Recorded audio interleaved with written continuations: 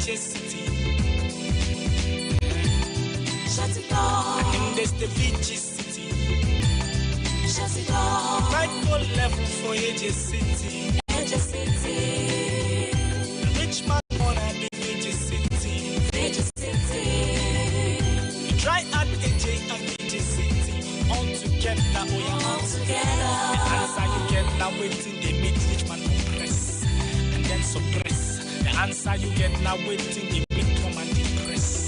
But then I guess the answer you get now waiting they make come and they try to keep Up with the Joneses. The answer you get now waiting they make come and begin. They try to prove an image. Get it, get it. And we get money then they feel it. Get it, get it.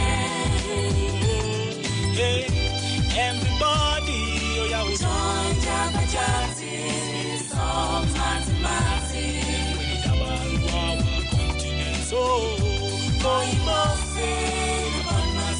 we go use takes. Some mathematics. So follow Jabba.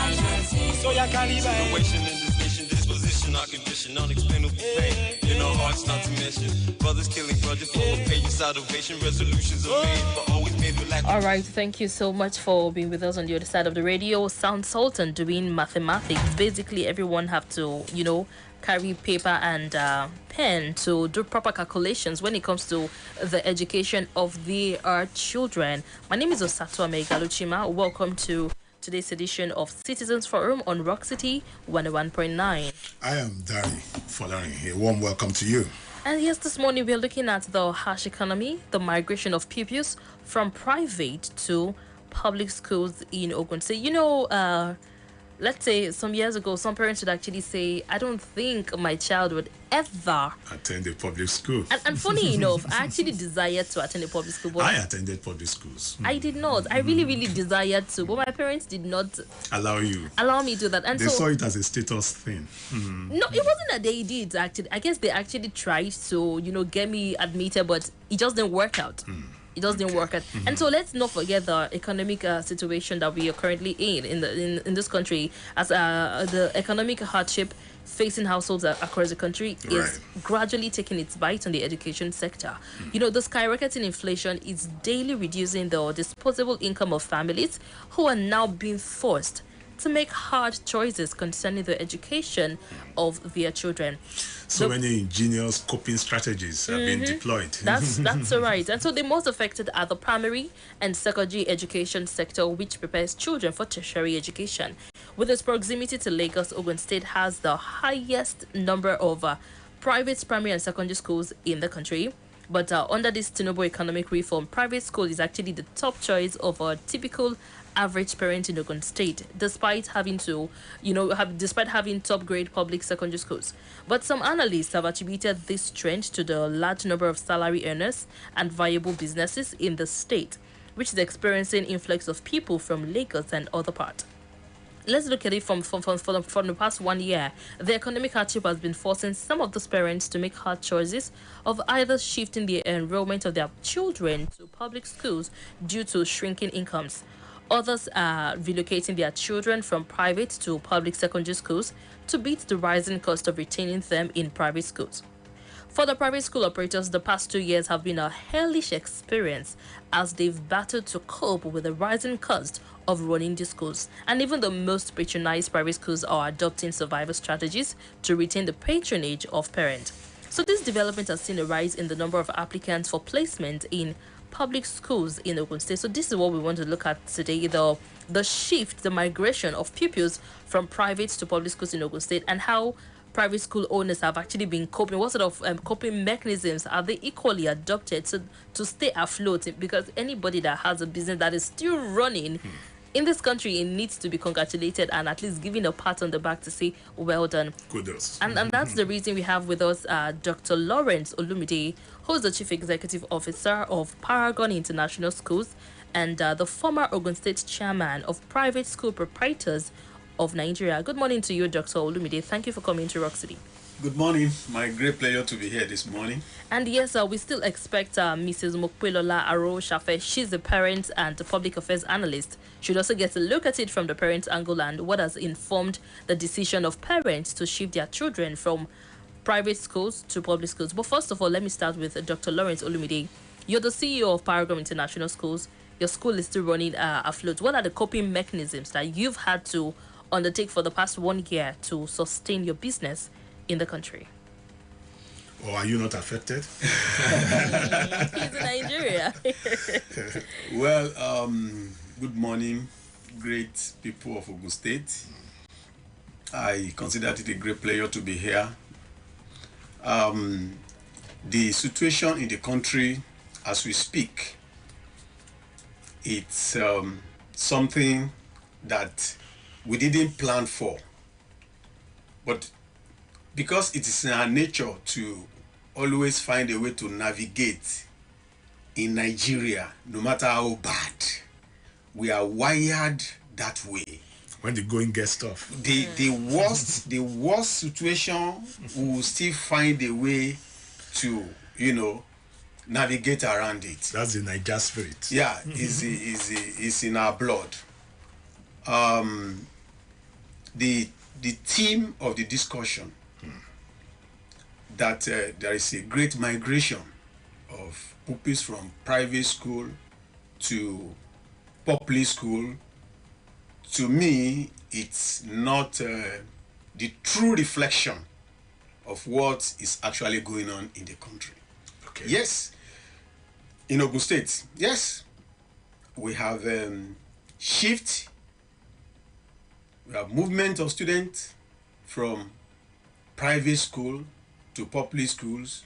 Oh, you agree Because with the of movement? of course, Okay. because of factors. Some parents are on fixed salary. The economic situation has stretched that salary to the limit. So when decision is taken on that note, you can't blame them.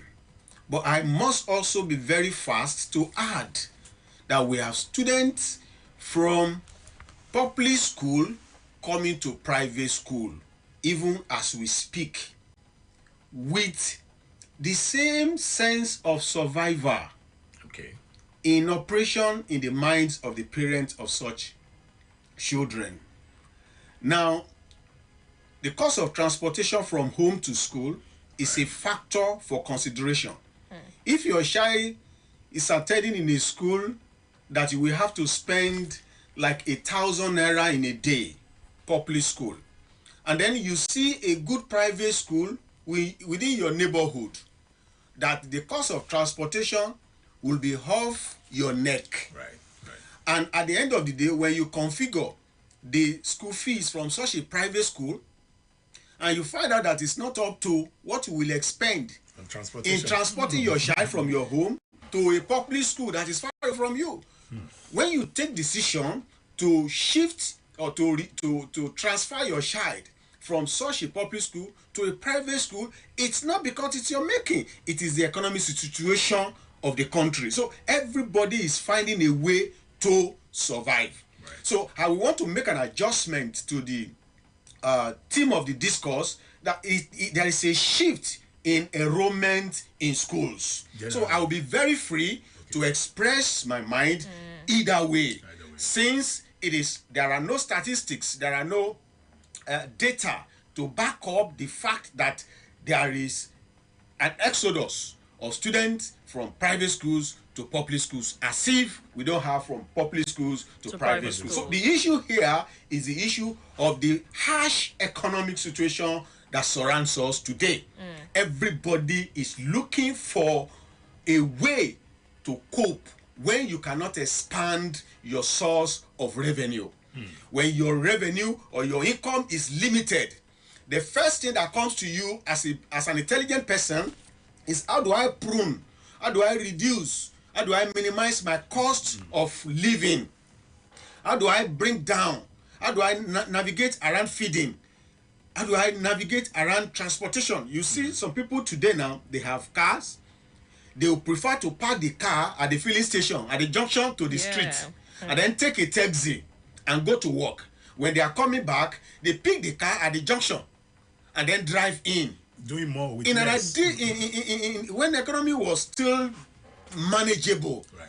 this wasn't the situation. Right. They would drive from home to their respective offices. Correct. But now, survival instinct is telling everybody that, look, how do I continue to live and manage myself in a way that, we'll see how we can circumvent and then hope for a better tomorrow when things will be restored to normal, if it will ever be anyway. I was actually going there that in Nigeria, when prices go up, do they really come down? Well, with the situation we are now, anybody that is still thinking that the prices of items will crash, that person is living in an illusion. Nigeria, we have shifted, and that shifting, I can say, is permanent. Because there's no way the cost of a bag of rice will now come from 80,000. I bought I bought two yesterday. 80,000 will now come to 26,000. I can't imagine it happening. But doctor, what will happen now? Never say never. No. The truth of the, you see, when you study pattern, Right. when you study pattern in Nigeria, study pattern in Africa, and in the world at large, you discover that the only way out now is to empower people financially. Struggling to bring the prices of food items and whatever down, it's an effort in futility. What we should do now you see people in the Western world, they boast on social media, oh, my rent is 2 million naira every month. My rent is 2.5 million naira in UK. When it is converted into naira, they boast, oh, I pay 2-3 million every month. Now, the revenue of such person, when it is converted into naira, is not 3 million. You can't be any 3 million and be paying rent of 3 million.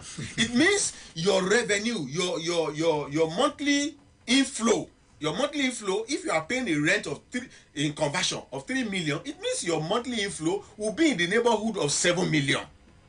All right. So it is not the cost now that will be our focus. It is empowering people financially so that you can say, oh, this pen, we used to buy it for 15 naira. Now I buy pen for 2,000 naira, and I don't care whether it is 2,000 naira or 3,000 naira. Why? Because you are financially positioned, you are financially enabled, you have the financial capacity to meet every of your needs.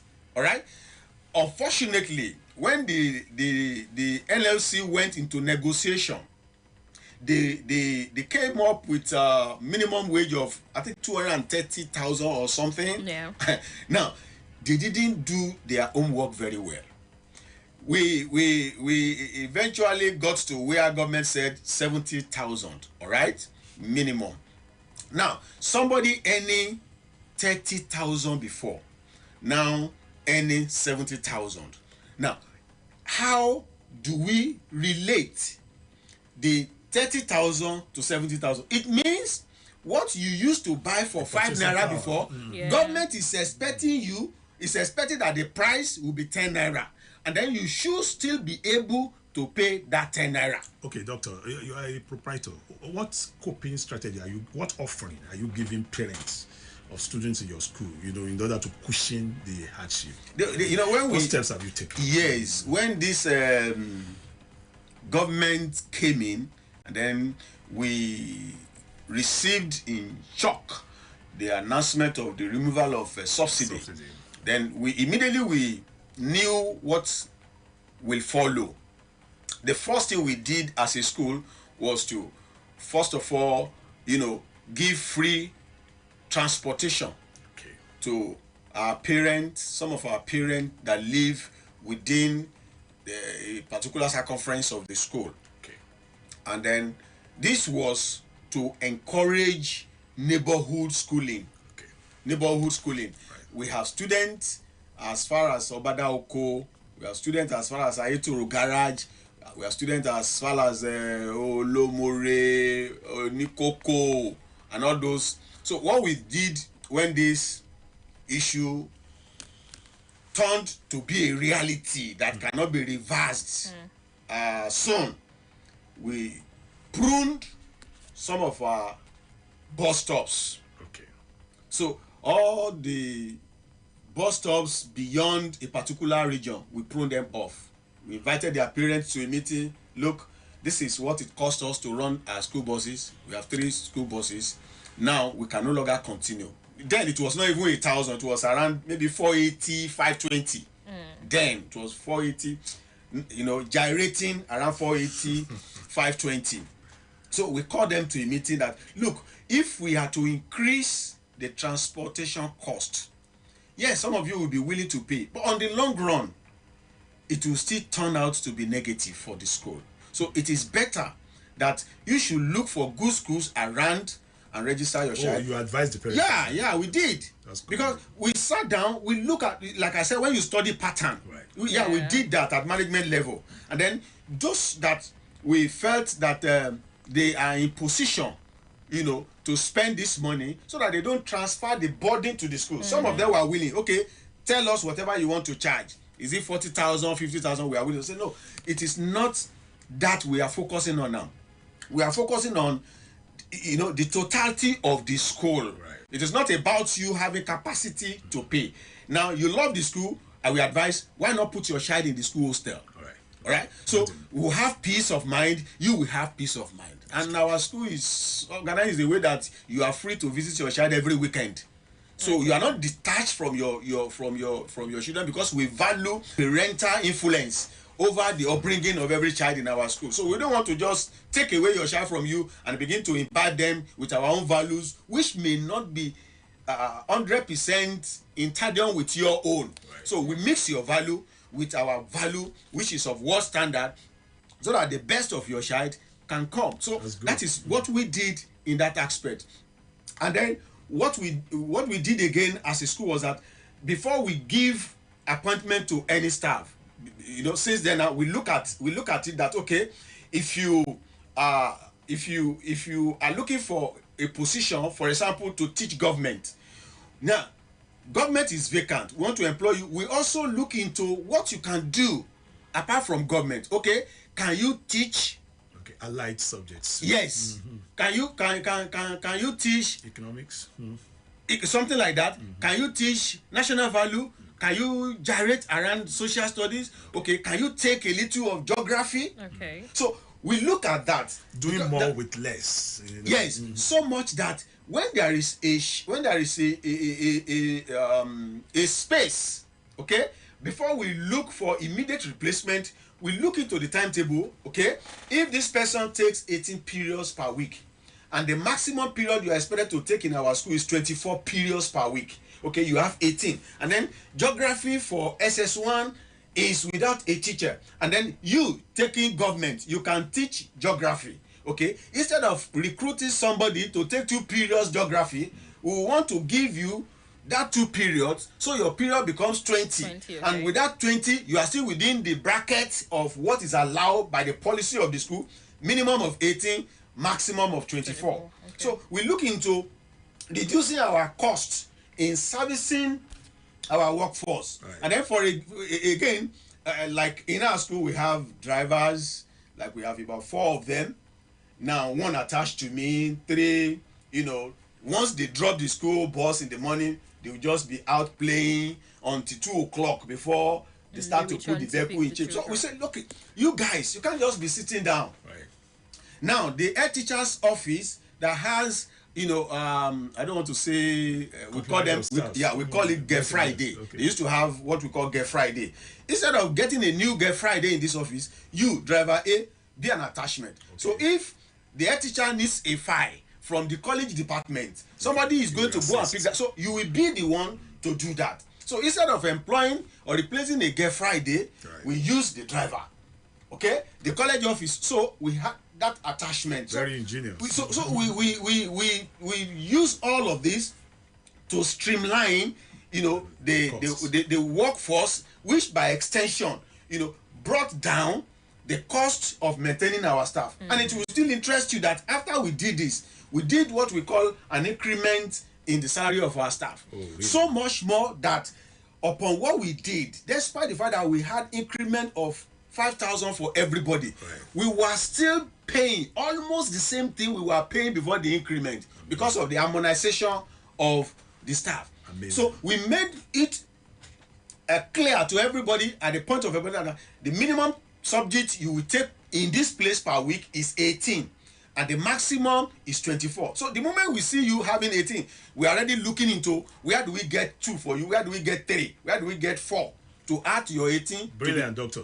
Let's extend it to citizens now who are listening to you at home. Okay. You know, and they're also having pressures on all fronts. So what's your advice to them? This is just a model that you've cited in your school. Yes, so we are already doing it. Okay.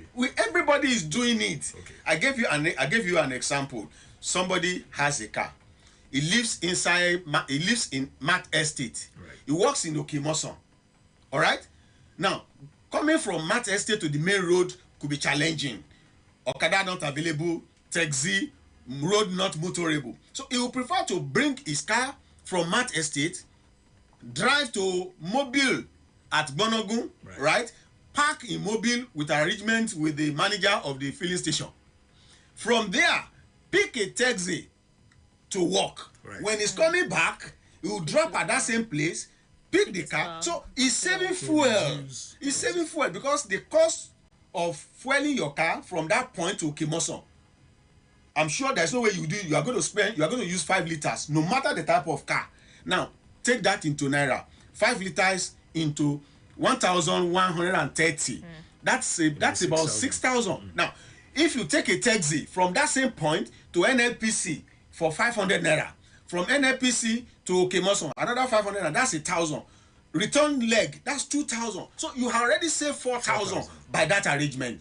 All right. Now you don't see that without telling anybody, we are already living the situation we found ourselves. The same thing happened to parents that has children in public schools because the public school is far away from where they reside. Okay, trying to remove the cost of transportation, they are now withdrawing such students from that public school to a good close by private school. Ditto, those who have children in private school that is far away from where they live, they are bringing them closer to. So everybody had activated this coping strategy already. All right. In the business world. Okay, so thank you for that, sir. And let's not forget that we are discussing the migration of pupils from private to public schools. And like you also noted, we also have migration from public schools to private schools. But I know that you run a private establishment, but what is your thought on parents that feel that, okay, maybe public schools they are not up to standard when it comes to private schools, and then they have this notion that no, I don't think there's any public school that is really okay or suitable for my child. What are your thoughts on this, sir? Yes, you see, the truth of the matter is that no matter how you look at it, a private school will always be a private school. We have relative advantage over public school. Number one, when you look at population of students per class, you see that today children really don't want to learn until they are motivated and encouraged. Now, when you enter a class where student population is 80, 90, you are already discouraged as a learner. It's an automatic discouragement. It will take the grace of God, okay, for an average child to say, "Oh, I'm super excited to be learning under this situation." Especially somebody that has experienced of course. Now, but in the private school, because the population is always portable, handy, I am not sure of any private school in Ogun State with my experience and exposure. There's no local government in Ogun State that I have not been to enter into classroom and see what operates while my tenure lasted. Okay. All right. So the maximum you can get in any of our private school classroom per time is 32. Is 32. In our own school, our own is by standard 28. Since we have established the school over 30 years ago, we can have A, B, C, D, but it must be 28 maximum. Now, this gives the teacher opportunity to know every child. You know, it's counterproductive when the teacher teaching the learner is a stranger, and then the learner is also a stranger to the teacher. There must be what we call bonding, which will enhance learning. When you, as a learner, when you have interest in your teacher, it helps in your understanding. It promotes your learning of the subject of that teacher. But in a situation where your teacher cannot even identify you, your teacher does not even know you, it's a disadvantage. So whenever we discuss private school, beyond the fact that one is on government budget, right, the other is on a private budget, it also gives us an indication that the private individual knows per time where to be given to. For example, there are schools in Ogun State. There are some local government I visited that in the entire school, there was a particular local government. I think I talked about it. In the entire school, about 413 students as at that time, they had only 3 teachers. The 413, were they in the classroom? No, the whole school. The whole school, okay. Yeah, only 3 teachers. And out of the 3 teachers, only 1 was living inside that town. The rest 2 will come from Abeokuta and travel. At times, they will not even get there. So the head teacher or the assistant head teacher will just use wisdom, put the children together, and all of that. What do you expect after spending 6 years? So you say your child is going your child is in primary school, and after 6 years he comes home. Yes, he has finished primary school, but with what? So we are using this system to prepare an adult that will be deficient in the future. It's basic, it's obvious, because you see, the formative year of every child is so critical. Unfortunately, the government is not aware, or maybe they are aware, but they are playing. I used to tell parents that, look, gbogbo alomo ìjọba, but please take care of your own. Oníkálukú ló máa wá bí yọ̀ ṣe máa dún títí ẹ̀. Don't rely on any government. Don't rely on anybody. Take care of your future. Take care of your children. You see, the sad thing about it is that government is looking at our children as if they belong to us. Every child is an asset to his world. Every child is an asset to his world. That is the reason why government must get out, must put all hands on deck to ensure that every child under their region, under their government, or what have you, is given the best, because that child is a seed to that state. Every child in Ogun State is a seed for Ogun State, not to the parents, not to the family. Every child is a blessing to the nation where such child find him or herself. This is the reason why all of us must invest into every of our child to ensure that their potential that is God-given for the purpose of that community, for the purpose of that state, for the purpose of that nation is assisted in manifestation. Unfortunately, the parents are bearing the burden.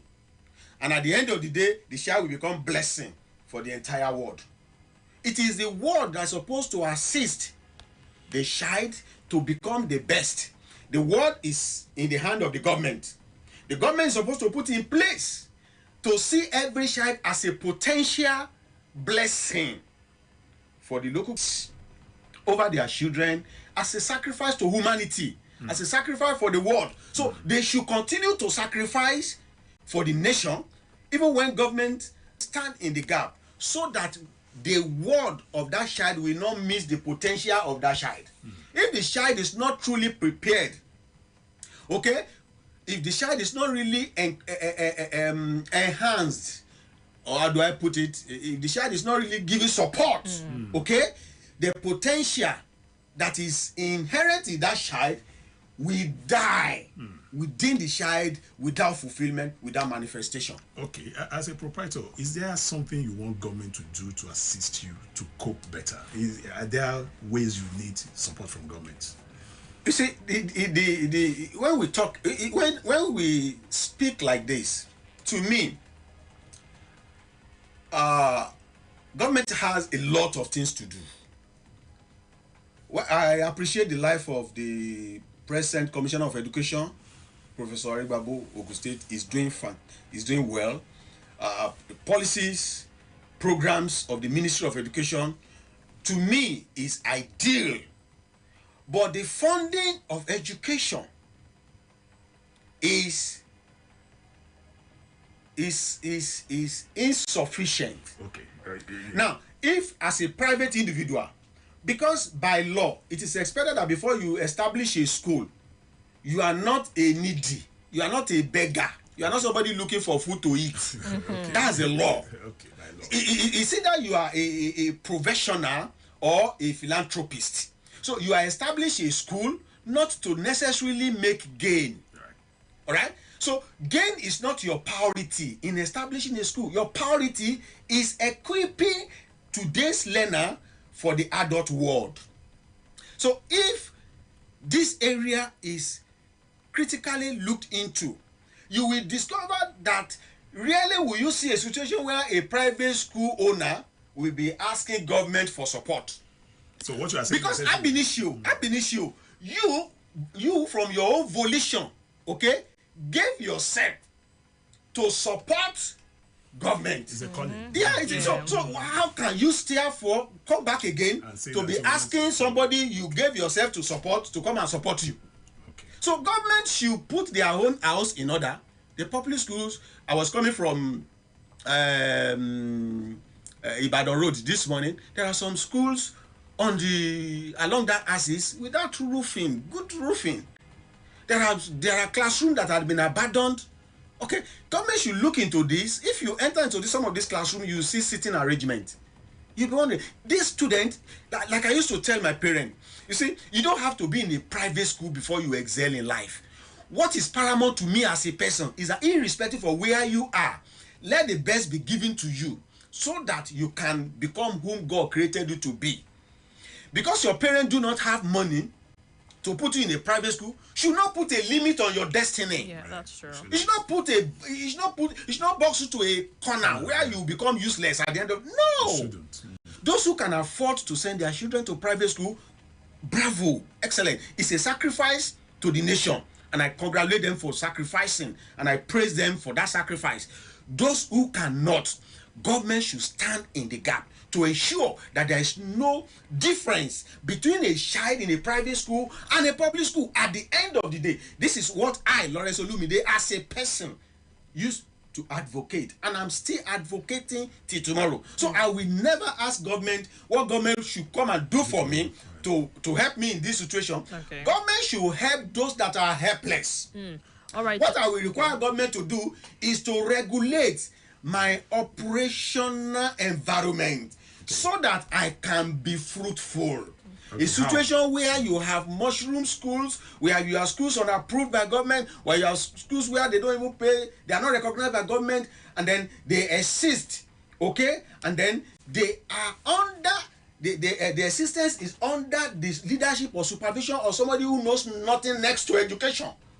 I have seen a situation where somebody who was sewing school uniform for a private school ended up establishing a school just because he brought 100 uniform last week. I saw it. So this thing is happening here. I can join. You speak with such person. You see, grammar is blowing. You not expect. What do you expect when the owner of a school cannot speak well? There's no articulation. There's no specific value to say this is the value. Like me, okay, apart from what I teach you as the content of the curriculum, there are things in my private life I always wish to replicate in my learners. One, boldness. Never fear anybody. Speak your mind. Don't lie. I ensure that every child passing through my system has this courage. You have this boldness to speak your mind, even when you are wrong. And then when they correct you, accept your error, apologize, and move on. It's a learning curve. So this is not part of the content of the curriculum, but this is something I know will be beneficial to you in your adult life. So I systematically infuse it into my own system practically. So if you now put your child in a school where the owner has no personal protocol, he has no personal value, he has nothing to offer to himself, and you can't give what you don't have. So you are already shortchanging the future of that child because of where he's learning during his formative years. All right. Yeah, you know something, Dr. Lumide, for those parents that would feel, okay, the owner of this particular school is not really articulate. We call them jealousy. Some parents would say, okay, let my child just, maybe primary school, and then because I'm not able to afford a standard private school, when the child gets into maybe GSS, junior secondary, they will take them to a higher school. But my question basically is, how do you deal with parents that, are finding it really, really difficult to pay school fees? Because we know that virtually all schools had to increase their tuition because they also have to cope with the grappling economy that we are in. So how do you deal with parents that are finding it really difficult to pay their children's fees and they've refused to take these children to really good public schools that we have out there? Okay, this is how I used to look at it. You have an health challenge that require operation. Okay, now you don't have money for the operation. You say, now because I don't have money to go to a good hospital where I will be given the best of medical attention, medical care, let me just